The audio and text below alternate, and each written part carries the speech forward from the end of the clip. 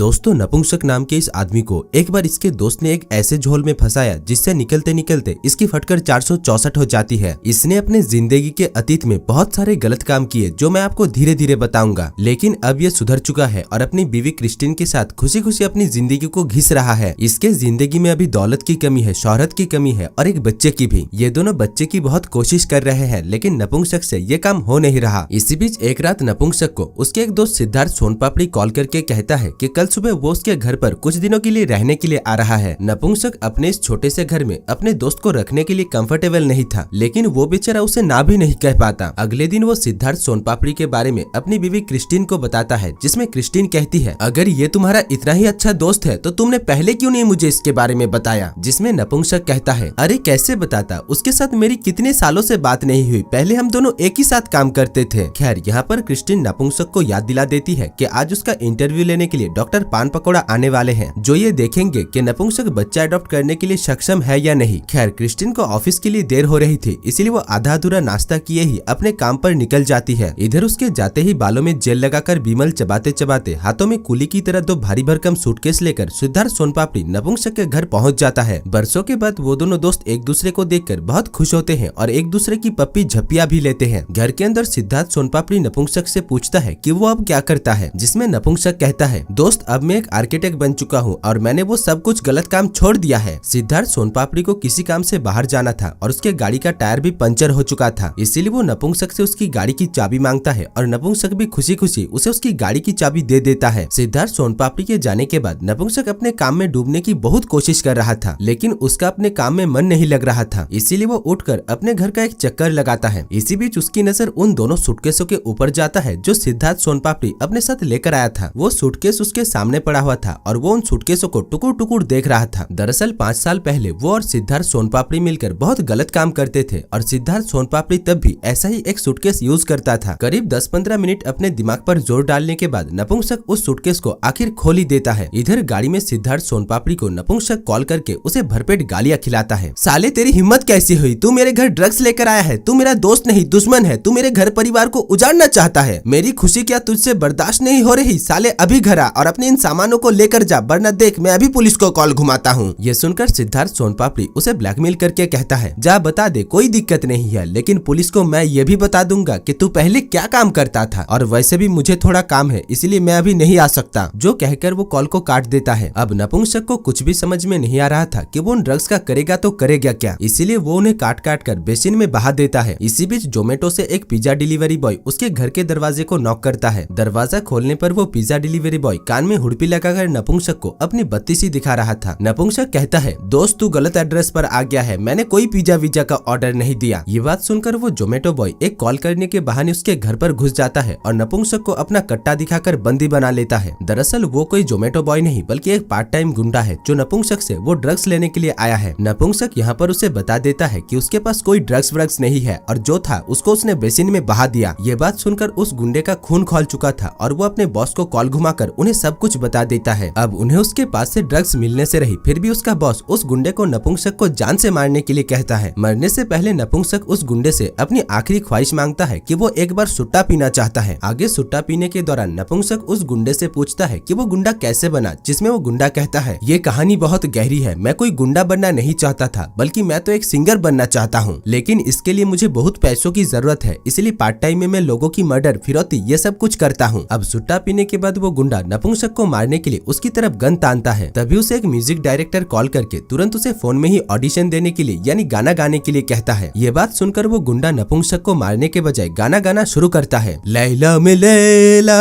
कैसी हो लैला, हर कोई चाहे मुझसे मिलना अकेला।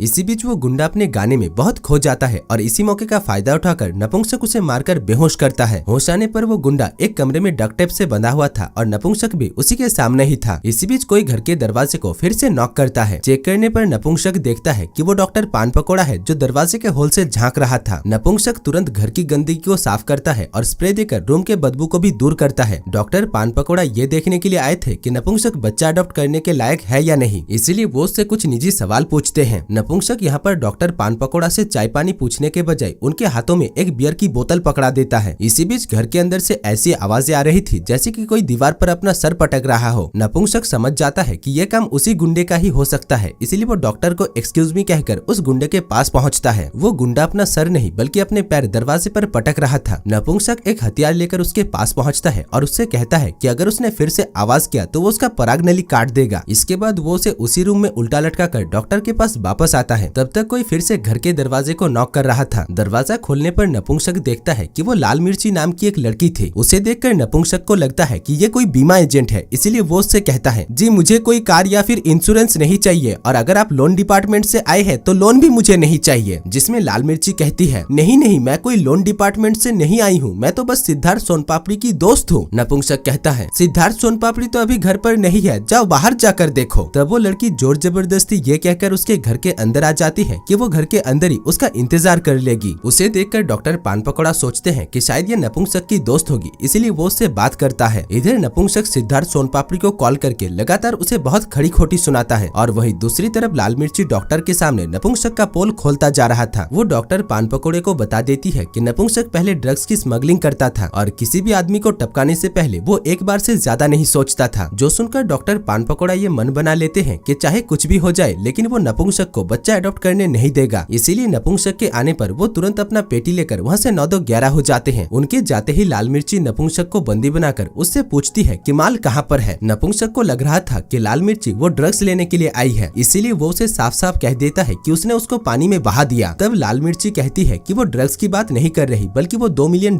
की बात कर रही है जो सिद्धार्थ सोनपापड़ी अपने साथ लेकर आया है। नपुंसक को पैसों के बारे में कुछ भी पता नहीं था, इसीलिए वो उसे बता देता है कि वो ना तो कोई ड्रग डीलर है और ना ही उन $2 मिलियन के बारे में उसे कोई जानकारी है। इसी बीच हमें एक फ्लैशबैक की कहानी दिखाया जाता है जिससे हमें पता चलता है कि नपुंसक ने इसलिए इन सब काम को छोड़ दिया क्योंकि एक बार उसने एक प्रेग्नेंट औरत को मार दिया था और इससे वो समझ चुका था कि पैसों के लिए वो नीच हरकतें करता जा रहा है। खैर इधर लाल मिर्ची को पैसे नहीं मिल रही थी, इसीलिए वो सिद्धार्थ सोनपापड़ी के आने का इंतजार करती है और नपुंसक के साथ फिजिकली होने लगती है। इसी बीच नपुंसक जब उससे कहता है कि वो शादीशुदा है तब वो अपने कपड़े उतारकर जोर जबरदस्ती उसके साथ चिपकने लगती है। तब तक घर में कोई आ चुका था जो लाल मिर्ची को पीछे से गोली से उड़ा देता है। उस आदमी का नाम बिली था और वो भी पैसे लेने के लिए ही आया है। यहाँ पर वो नपुंसक को बताता है कि सिद्धार्थ सोनपापड़ी ने एक पुलिस ऑफिसर से $2 मिलियन और एक स्मगलर से ड्रग्स चुराया है। उसे लग रहा था कि उन पैसों के बारे में नपुंसक को पता होगा, इसीलिए वो उसे टॉर्चर करने के लिए जाता है। तब तक उसे बाहर से पुलिस की आवाज सुनाई दे रहा था, इसीलिए वो उसे चेक करने के लिए जाता है। इधर इस मौके का फायदा उठाकर नपुंसक अपने आप को किसी तरीके से आजाद करके किचन से एक पेन लेकर आता है और वहीं पर ही चुपचाप बैठ जाता है। थोड़ी देर बाद बिली के आने पर वो बिली के ऊपर उसी पेन से हमला करके उसे बहुत बुरी तरीके से मारता है और फिर उसे भी उस जोमेटो बॉय के साथ नीचे जाकर उल्टा लटका देता है। अब वो इस बात से परेशान हो चुका था कि दिन भर में उसने जो रायता फैलाया वो इसका करेगा तो करेगा क्या। ना तो वो इन डेड बॉडीज को बाहर फेंक सकता था और ना ही इन्हें घर पर रख सकता था। इसीलिए वो सिद्धार्थ सोनपापड़ी को कॉल करके उसे घर आकर इन सारी गंदगियों को साफ करने के लिए कहता है। बदले में सिद्धार्थ सोनपापड़ी कहता है कि वो बहुत बुरी तरीके से फंस चुका है और वो देश छोड़कर जा रहा है। साथ ही साथ वो नपुंसक को भी फ्रांस चले जाने के लिए कहता है क्योंकि उसकी जान भी अभी खतरे में है। इधर हम देखते हैं कि सिद्धार्थ सोनपापड़ी को गोली लगी हुई है, यानी वो और ज्यादा देर का मेहमान नहीं है। नपुंसक घर में खून के एक एक बूंद को अच्छे से साफ करता है, तभी दरवाजे के बाहर से कोई दरवाजे को नॉक करता है। वो दरअसल एक पुलिस ऑफिसर था जिसके घर से सिद्धार्थ सोनपापड़ी ने वो $2 मिलियन